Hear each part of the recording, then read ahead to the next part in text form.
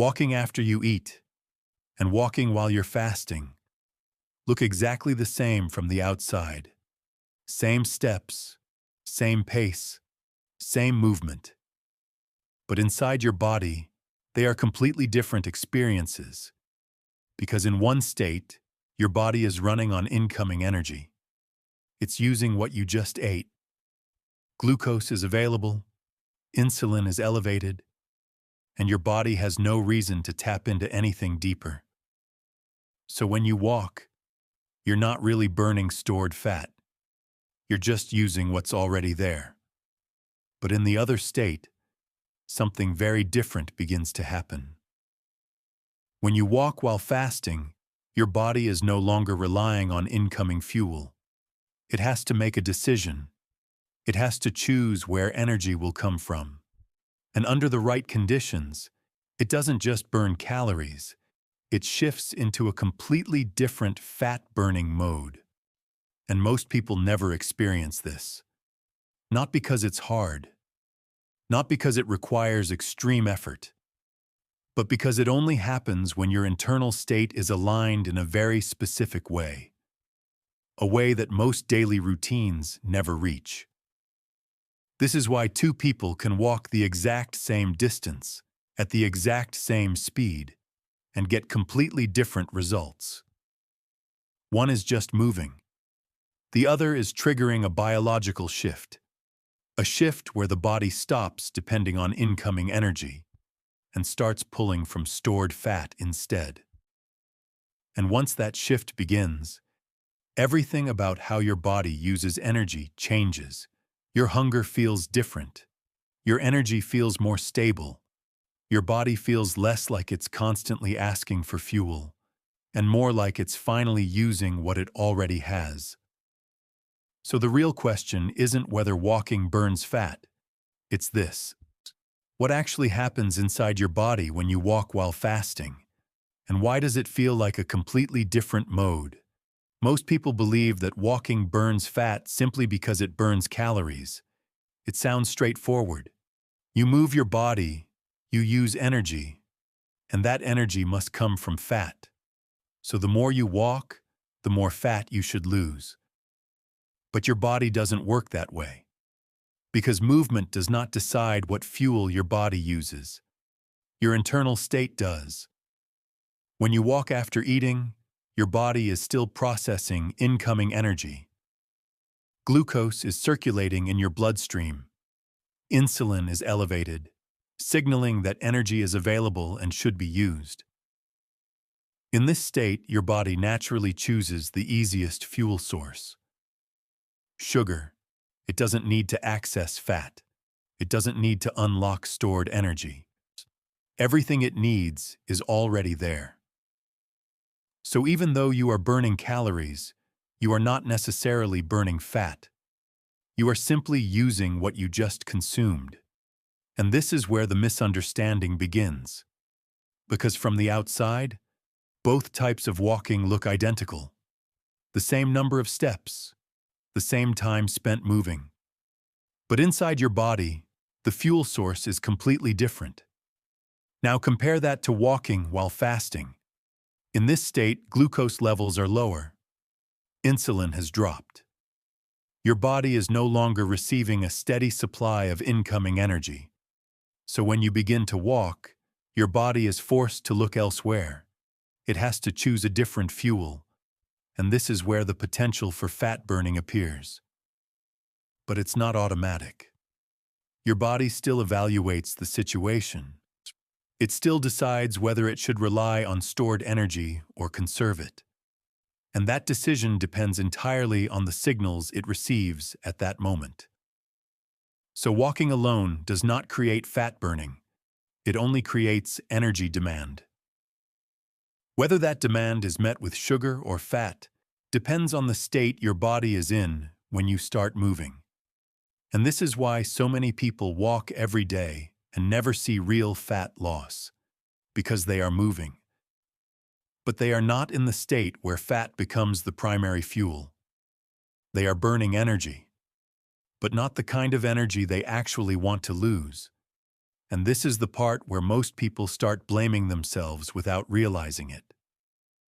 Because when you walk consistently and don't see the results you expected, the conclusion feels obvious.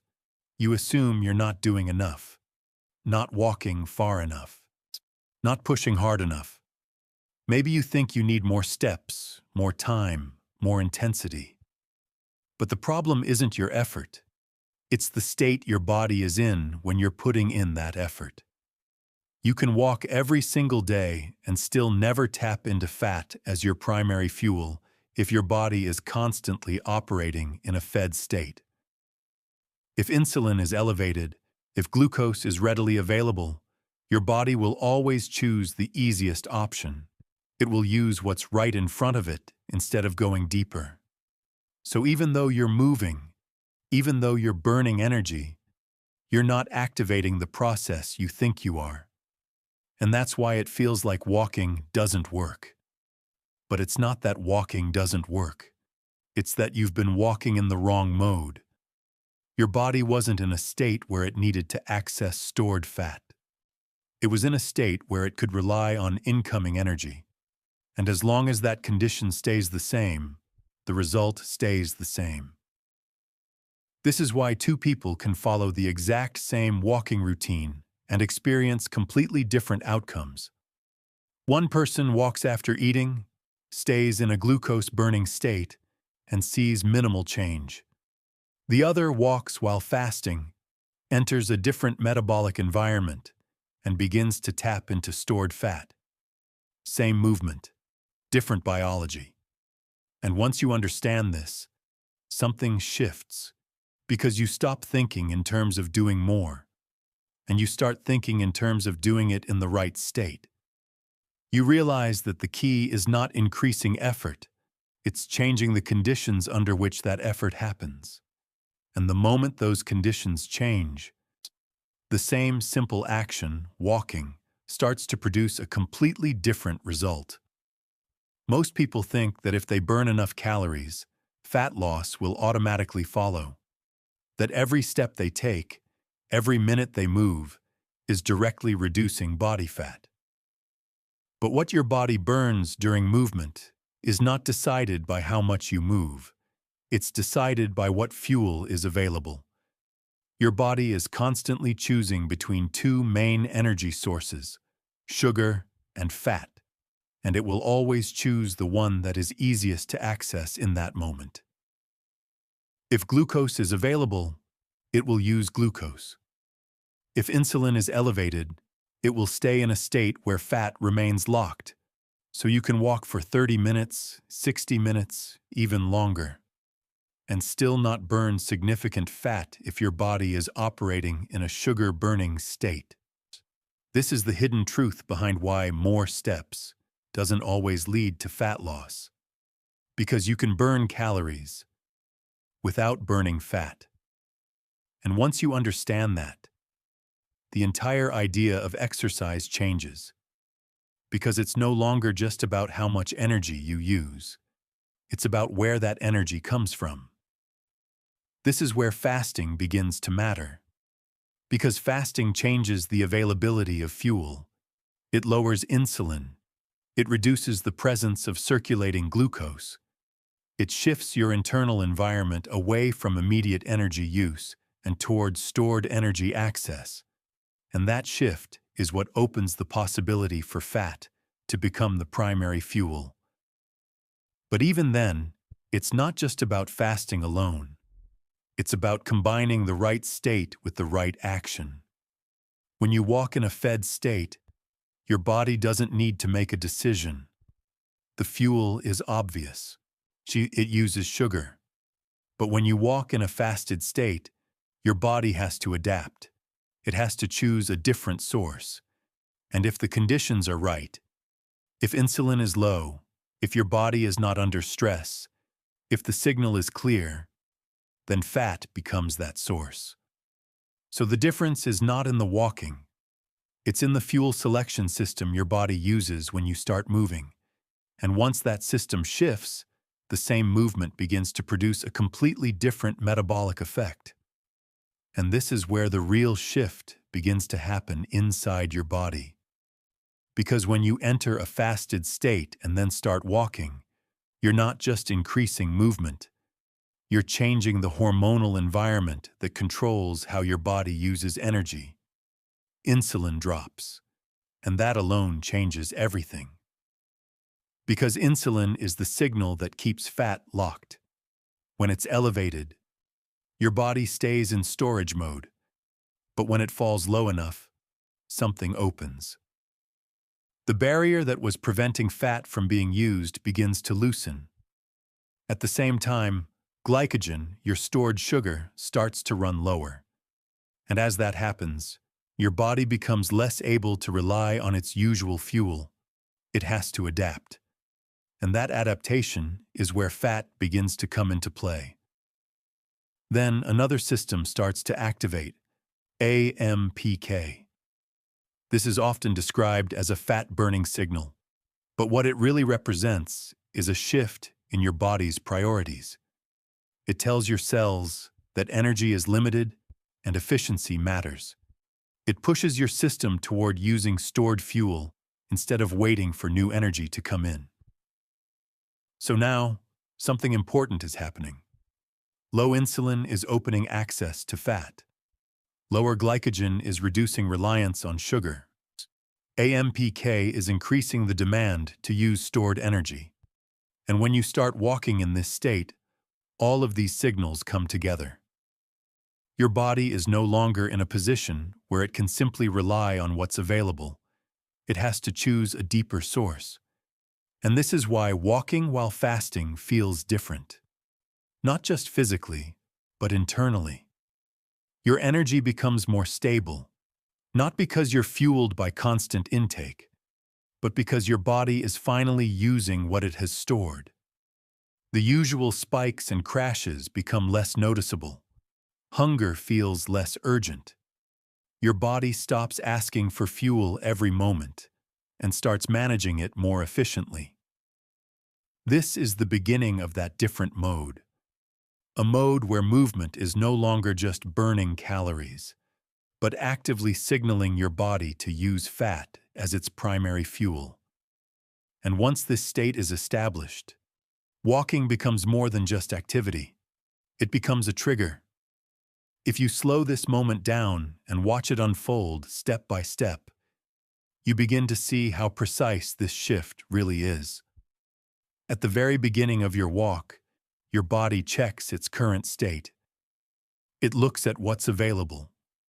If you're fasted, glucose is already lower, insulin is down, and the usual quick fuel is not as accessible. So even in the first few minutes, your body is already leaning toward a different decision. Around the 5 to 10 minute mark, that decision becomes clearer. Your body has to supply energy for movement, and without easy glucose, it starts increasing the use of fat. Not all at once, not dramatically, but noticeably. The balance begins to shift. Less reliance on sugar, more reliance on stored fuel. By the time you reach 10 to 20 minutes, something stabilizes. Your body settles into a rhythm. Fat oxidation increases. The system becomes more efficient. Instead of constantly switching between fuel sources, your body starts committing. It chooses fat more consistently because the internal environment supports that choice. And this is where the difference becomes real.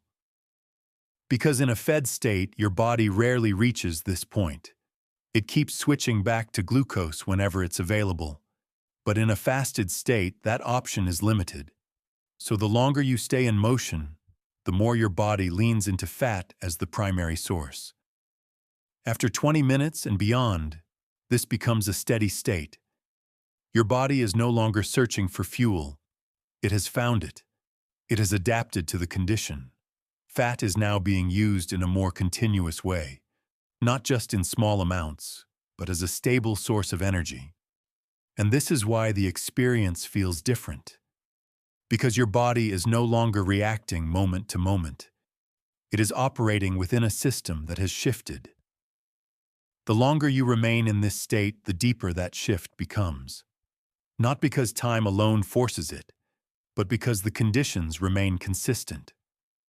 Low insulin, limited glucose, ongoing movement, all reinforcing the same signal. And that signal tells your body one thing: use what is stored. So what feels like a simple walk from the outside is, internally, a progression. A gradual movement from potential to activation to stability. And once you reach that stable phase, you are no longer just walking. You are moving inside a completely different metabolic mode. And once you experience this state, you begin to realize that it doesn't feel like effort in the way you expected. It doesn't feel like pushing harder or forcing your body to burn more. It feels steady, almost quiet. Your energy doesn't spike and crash the way it normally does. There's no urgent signal telling you to stop and eat. Your body feels like it's running on something more stable, something that doesn't disappear the moment you use it. Because in this mode, your body is no longer dependent on constant intake. It's using what it already has. This is what a true fat-burning state feels like. Not intense, not chaotic, not exhausting, but controlled, consistent, sustainable. Your body shifts from constantly searching for fuel to calmly accessing it, and that changes how movement feels. Walking no longer feels like something you have to do to burn calories. It becomes something that helps your body stay in this state. It reinforces the signal. It keeps the system active. It tells your body to continue using stored energy instead of switching back. So instead of thinking about walking as exercise, you start to see it differently. You're not just moving, you're activating a system. A system where your body becomes more efficient, more adaptive, more willing to use fat as fuel. And the more consistently you enter this state, the more familiar it becomes to your body. The easier it is to access, the less resistance you feel. This is the identity shift most people miss. They think fat loss comes from doing more, but in reality, it comes from entering the right mode more often, from aligning your actions with the internal state that allows your body to respond the way you want it to. So the next time you think about walking, don't think about steps. Think about state. Because the same simple action, done in the right condition, can create a completely different result. And once you understand that, you're no longer just trying to burn fat. You're learning how to turn on the system that does it for you.